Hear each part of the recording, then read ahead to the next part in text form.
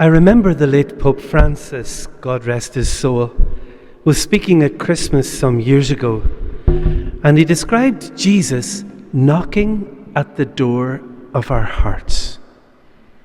He says Christ comes into our lives every day, including at Christmas time, but often we don't notice him because, of course, our hearts are so restless and preoccupied, especially in the run-up to Christmas.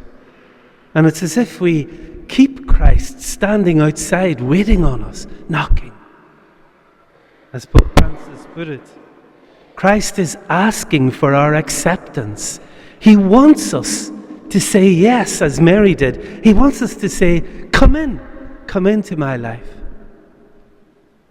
It's written in the book of Revelation, the very last book of the Bible, behold, I stand at the door and knock.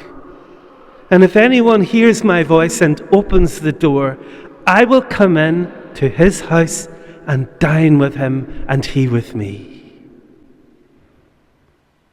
On Christmas Eve especially, I think of Mary carrying in her womb the unborn Christ child, wandering through Bethlehem with Joseph, knocking at the doors, hoping that someone would find it in their heart to invite them in. But there was no room. Sadly, in many ways, it's the same today, because in these troubled times of war and violence, fear and uncertainty in the world, it's as if Christ is standing before the whole world this Christmas, knocking to be let in, urging our world to open its heart to him.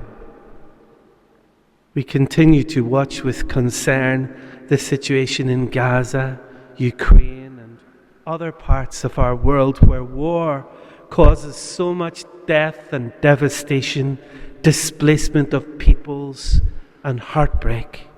And even here on the island of Ireland, there are people struggling to get by, to find shelter in the night, food in the day, and love always.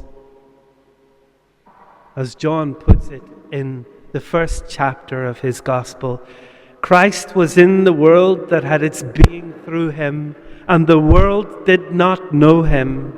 He came to his own domain, and his own people did not accept him. Christ just keeps on knocking. He knows how much we need him, how much the whole world needs his good news of peace on earth, of mercy, forgiveness, generosity, compassion, and kindness. And of course, the world needs his promise of hope. So even though at times we won't answer the door, he just keeps on knocking. He really wants a heart-to-heart encounter with us. He's standing right there with Christmas gifts of love, mercy, and healing, gifts of hope and joy. He wants to share all this with us so that we in turn can share it with others. But Christ simply can't get to us unless we make the effort to open the door of our hearts and let him in. The mystics used to say, were Christ to be born in 1,000 stables, it would be to no avail unless he is born in our hearts. And Pope Leo, our new Holy Father, he loves to quote St. Augustine's beautiful prayer. You have made us for yourself, O Lord, and our hearts are restless until they rest in you. So friends, I wish you and your loved ones a very happy and restful Christmas this year, with peace in your hearts and in your home, and Christ beside you, inside the door, seated at your table, heart to heart with you. And I wish that for those out there who are lonely, isolated, hurting and struggling, the poor, the sick, the bereaved, those in any kind of need. I hope that we who love God can bring Christ to them this Christmas and New Year, gently knocking at the door of their hearts to remind them, you are loved. And I can bring you good news of great joy.